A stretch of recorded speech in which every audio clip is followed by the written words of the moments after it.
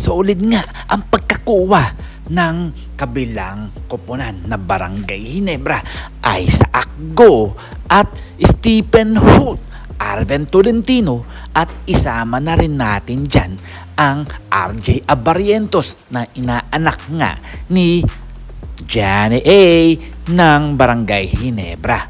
Well, pag-usapan natin ang apat na player na ito. Ito nga si Isaac Go, ipinalit nga neto dito Christian Standhardinger.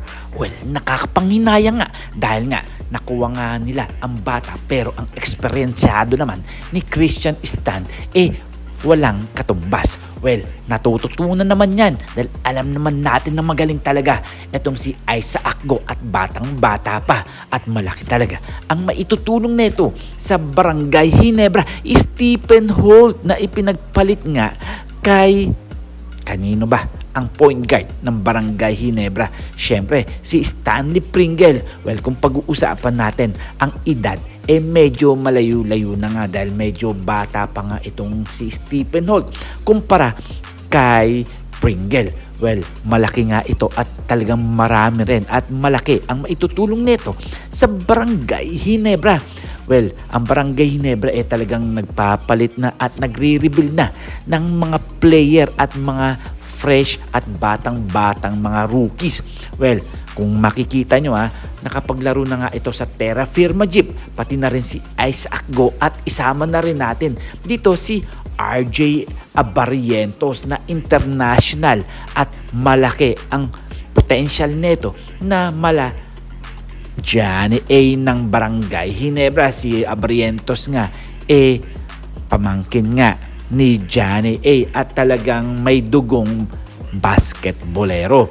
Well, marami na nga experience to sa Gilas Pilipinas, sa Strong Group, pati na rin sa Korean League at Japan League. At kung mangyayari man yan, wala na talagang masasabi ang Barangay Ginebra.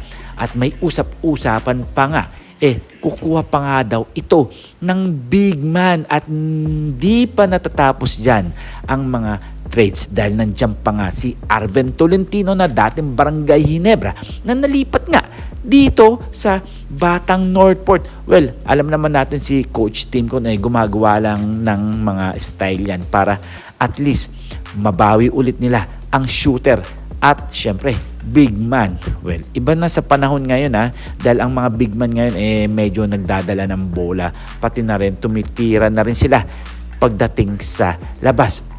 Well, kayo, ano ang inyong masasabi dito? Marami kaya ang matutuwa ng fans ng Barangay Ginebra dahil nga kumpleto Ricardos na nga pero malaki pa rin ang pag-adjust ang gagawin ng Gin Kings dito. Siguro hanggang dito na lang tayo at sana magkampiyon ang Barangay Ginebra o makapasok man sa semi o sa final. So, see you for my next video. See you for my next vlog. God bless.